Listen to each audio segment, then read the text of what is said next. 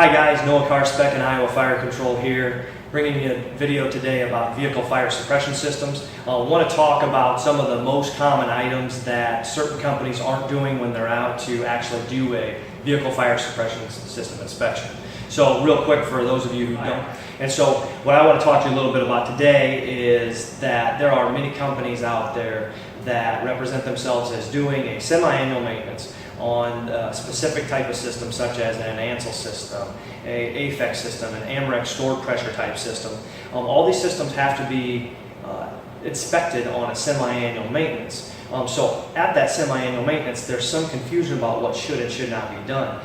Any semi-annual maintenance should be done directly out of the manufacturer installation inspection handbook. So if you are certified to install a specific system, if you are certified to inspect a system, you should be operating directly out of that manual. And so today I want to talk to you a little bit about some of the most common things that aren't done when a suppression company comes out to actually do the suppression inspection on your vehicle. So if you take a step back and watch what they're doing, you're going to find out real quick whether or not they're doing an actual inspection or whether or not they're just hanging a tag and doing a quick inspection that could be exposing you to a large amount of risk, loss of life, property, assets, assets that produce more assets, assets that produce income.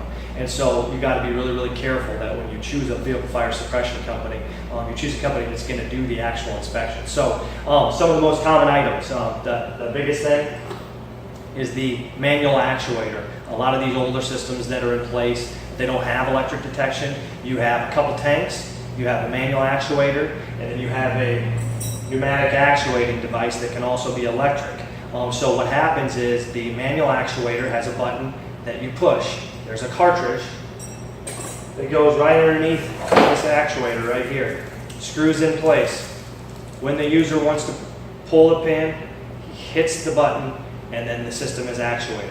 So the biggest thing that we find is that when companies are coming in, they're never taking these apart. There's a puncture pin right inside of here that actually punctures that cartridge.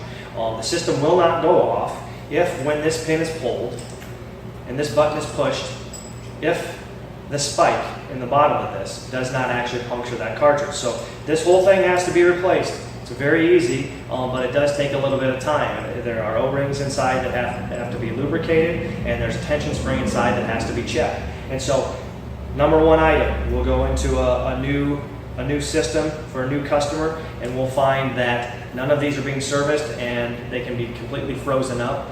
Many times they're not even hooked up. They've been moved or different things that have happened with the system. PMs have been done and hoses have been cut, but these aren't even actually working. So first item right there. When we go and we do an inspection on a system, the first thing we're doing is removing the cartridges, so we're interacting with those first and foremost.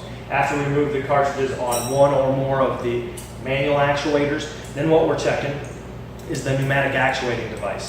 So a hose goes from the manual actuator to the pneumatic actuating device. In the bottom of the pneumatic actuating device will be a cartridge, usually much larger than this, because this cartridge is the actual cartridge that is going to pressurize the tank to then expel all the dry chemical or wet chemical in that tank out through the distribution lines to extinguish the fire. So again, one of the most important parts of the system is that if this is not maintenance every 6 months, if this is not torn apart and inspected, that this may not work. Again, this has a puncture pin in the bottom that has to be checked for sharpness, has O-rings inside, a tension spring. So again, you go from the manual actuator to the remote actuator here. If neither one of these things works, the system does not work. So those are the two most under-inspected and under-cleaned and under-maintenance pieces on a large piece of equipment on a system. Many times, both of these items that I just spoke about could be electric, depending on the age of the system. Anything new that gets put in, so long as you're not trying to cut costs in a major way, usually going to use electric detection.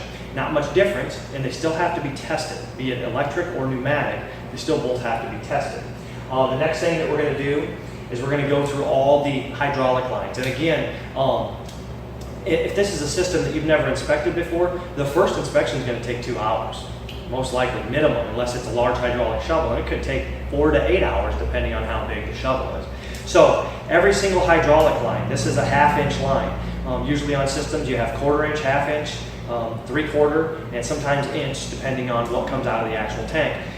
All the hydraulic lines have to be checked. If there's checks, cracks, holes, if this has been cut during a maintenance, this has to be fixed. If this isn't fixed, the system's not going to work. What you have to remember about dry chemical is it's kind of like water. It's the path of least resistance. If this is completely open, you may end up expelling all that dry chemical directly out of that hydraulic cut. So again, we have to check all the hydraulic hoses. We have to make sure we know where they all go. We have to make sure that all the nozzles are in place. When we actually check the system, one of the last things that we do towards the tail end of inspection is we make sure that all the blow-off caps on these nozzles are replaced. Lots of times they fall off, lots of times they get broken, corroded. They have to be replaced at every single inspection. They have to be checked, and if they're gone, replaced. So I shouldn't actually say that they have to be replaced at every inspection. It's supposed to be replaced every year on most major systems. So when the system goes off, the nozzle cap is blown off, and the dry chemical or the wet chemical inside will extinguish the fire. So there are AFEX systems that actually have a hinged cap on them that we don't necessarily care for very much, but we'll inspect those as well. And so we have to make sure that the nozzle orifices are clean and that they're good to go. That takes me to the tank. So I got a tank right down here. And again, what we're going to do is we're going to unhook this tank, and then from the union right here, we're going to go ahead and hook up an air source, or we're going to hook up dry nitrogen, dry air. We're going to blow through that at 100 psi to make sure that when we're checking those nozzle caps are blowing off, and then the agent would be moving freely. Many times you'll see on unbalanced systems you can't get blow-off caps to come off, and so you have to look at those things, and you have to decide, is this something where I need to remanufacture a system, or is it something where I need to maybe blow through with a little bit more air because those nozzle caps are stuck, or is it because the nozzle cap has gotten so hot that it's melted to the nozzle? So a lot of these things have to be looked at, and I'd say probably 75% of the time when we're going and looking at a new system or a system that's been in place that's been being inspected, we'll find that a lot of this stuff has been neglected for a long period of time. With the tank, you have to have a spanner wrench specific for the tank. On a stored pressure system, you wouldn't be taking a top off of the tank, of course. But what we're going to do is we're going to remove that tank top, and then we're going to go ahead and we're going to measure down in to make sure that the fill on the dry chemical or on the liquid is to the correct height or the correct depth. So that's a big part of the system to make sure that the capacity of the tank is being reached, so you have enough expellant means and enough ABC dry chemical powder or LVS liquid to extinguish the fire that's there. Again, when you're doing an initial hazard analysis on a system, what you're doing is you're making sure that you have enough extinguishing agent for the size of the fire that could be created and for the specific hazards. So again, you're going to check the depth, you're going to check all the connections, make sure that nothing's corroded, make sure the tank's not corroded, make sure it's not dented, divoted, cracked, anything like that. You're never going to actually pressurize a tank in a semi-annual maintenance. Now at 12 years, that tank has to be hydro tested. One of the things that people don't know is that at 12 years, tank has to be hydro tested.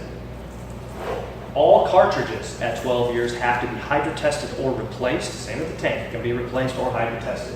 And the actuation lines on the system, going from the manual actuator to the PAD, have to be replaced or hydro tested. Again, most of the time on those you're actually replacing those just because it's simpler, more cost effective to replace the hoses than it is to actually hydro test the hoses. One of the things you want to make sure that you're doing is you're weighing all the cartridges. So again, you're gonna take these cartridges, you're gonna put them on a cartridge scale. Got some cartridge scales, different size of cartridge scale for the different cartridges. This is one thing that we hardly ever see on any inspection reports when we're looking at past inspection reports on vehicle systems, is nobody's measuring the cartridges. Nobody's actually taking a look and seeing if those cartridges are full. If you don't weigh the cartridge, you don't know if it's full. Just like a CO2 fire extinguisher, as opposed to an ABC dry chemical stored pressure fire extinguisher, the only way to tell if a CO2 is full is to actually weigh it. So if you go out into the field and you have CO2 fire extinguishers that need a maintenance, you're going to have to weigh those extinguishers and check the label to make sure that they weigh within a certain tolerance of that total net weight or tear weight that's available. So After that, of course, we're looking at the electric means. So all forms of electric detection on Amerex, Aphex, Ansel. We choose Ansel systems when it comes to vehicle fire suppression. We believe Ansel is the creator and the best vehicle fire suppression manufacturer. That being said, we do inspections on all major manufacturers. Electric detection is what most systems get installed with today. The problem with not having electric detection is that if an operator gets off of a vehicle and the fire's already started and the only manual actuator is in the cab, nobody's going to stop that fire at that point. Now, if there was linear detection covering that entire vehicle, at that point that linear detection would melt, trip, and would dump that system, thereby saving the asset, definitely saving the life of the operator, and probably all the income that could have been produced from that asset in the future. So again, so important. When it comes to the electric detection, I could do a whole nother video, and I will. Doing electric detection, the main thing is if you have electric detection, you know anything about it as the owner of the piece of equipment. For instance, an Ansel 210 control module can log 4,000 different events. So if you're having troubles on the system, if you have a system dump, you're going to be able to go back into that log on a laptop and be able to see exactly what's happening. So lots of times maintenance people like that. But if there's electric detection on the system, you're going to have to go through with several means of circuit testing and things like this to make sure that the detection is working correctly, and then to make sure that the alarms are working correctly, that there's a countdown available, and that the sequences are put in. You can program these things in 1,000 different ways nowadays. They're very cool. All the electric detection for most systems is plug and play, but all that has to be checked as well. You have to go through all the electric detection. So you can see, I've made this video, and this video has gotten lengthy, just talking about a few of the different things that have to be done. Take that times 3, take that times 5, whatever it might take for each one of those things to be done. 3 minutes, 5 minutes to take apart one of these actuators, clean it, put it back into service, make sure that everything's still in good working condition, tamper seal it, put a cartridge back in at the end after you've waited. It takes a lot of time, and therefore, if you're paying a very small amount for vehicle fire suppression systems, all you're doing is just kicking the can down the street until you have a fire and your system doesn't work. And so make sure that you keep your vehicle fire suppression system contractor honest. Ask them what they're doing on your systems. Ask them to look at the paperwork and check that paperwork is specific paperwork for that manufacturer, so that you know that they're doing the actual manufacturer required inspection. Because if you're not, in the event of a fire, it's much less likely that the manufacturer is going to come back and stand next to you and cover that fire if the system didn't go off. Because what they're going to be searching for is, maintenance records. Was it being maintenance on a regular basis? They're going to be searching to make sure that the installation was correct. So again, if you've had 4 different contractors in there looking at your systems, every single one of those contractors should have done a rundown on that system and a new hazard analysis to make sure that turbochargers weren't changed, or that there were no new hazards that were created because a turbocharger was in place, but then they actually manufactured and put a piece of 24 by 12 inch steel in front of that turbocharger, that nozzle is now right in front of that piece of steel and no longer even covers that turbocharger. Whatever it might be, the system needs to continually be gone over so we can make sure that all the hazards are covered and that the system is in good working condition. So again, thank you for watching the videos here at www.iowafirecontrol.com. If you have any questions, please post them. If there's any videos that you'd like to see, we want to know what those videos are, because we'd like to continue to do videos on things that AHJs want to know about, other fire equipment distributors want to know about, maybe the end users, whether it be vehicle fire suppression, wet chemical suppression, fire extinguishers, fire alarms, video surveillance, whatever it might be. We want to continue to put videos out there to further the cause and further knowledge in our industry. So thanks again, and take a look at www.iowafirecontrol.com and like us on Facebook and Google.